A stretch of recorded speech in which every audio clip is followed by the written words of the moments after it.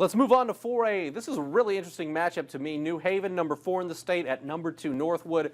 We saw what Northwood could do right out of the gate against East Noble last week, 22-0 at the end of the first quarter. And of course, New Haven, it's never easy knocking off a defending state champ. Yeah. They did it, and did it with defense, which is, we talked mostly about their offense this year, but they did it with a couple of pick sixes. How do you see this game playing out at Northwood on Friday night?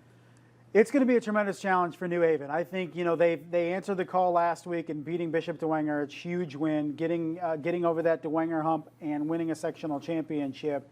It steps up a notch this week, as I think Northwood is one of the better, if not the best, 4A team in the North.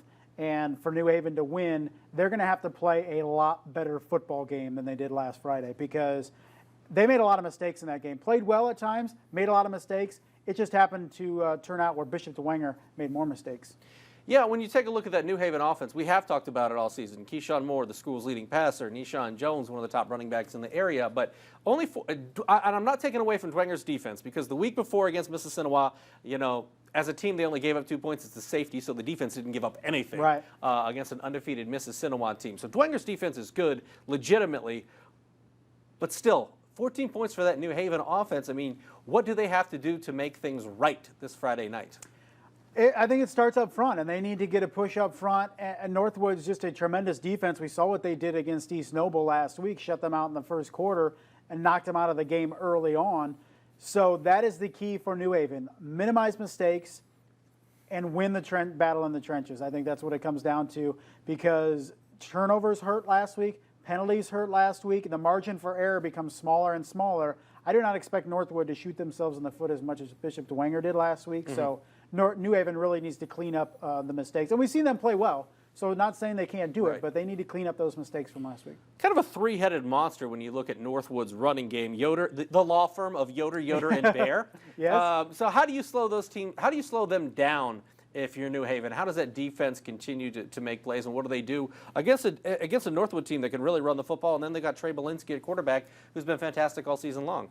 That's tough. It's pick your poison. If you slow that running game down, Trey Belinsky fully capable of beating you through the air, and vice versa. So I think I think what you got to do is you got to focus on the run and hope your athletes at your corner positions and secondary are able to make some plays. So can New Haven put their secondary on some islands, let those guys cover one-on-one, and really pack the box, 6 or 7 in the box, and stop that run and force them to pass?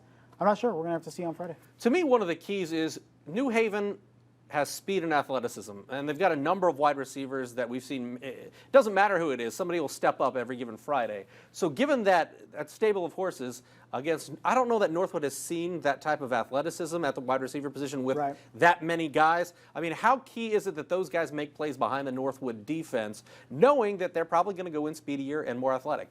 Yeah, definitely. I think you come in, maybe spread it out a little bit more than what you traditionally do. Now, New Haven does that anyway, but really get your guys in space and test that Northwood defense. See if they can tackle guys in the open field, can make a play against athletic wide receivers. Like you mentioned, New Haven really goes 4 or 5 wide receivers deep into guys that can make some plays. So plenty of athletes on the field for New Haven.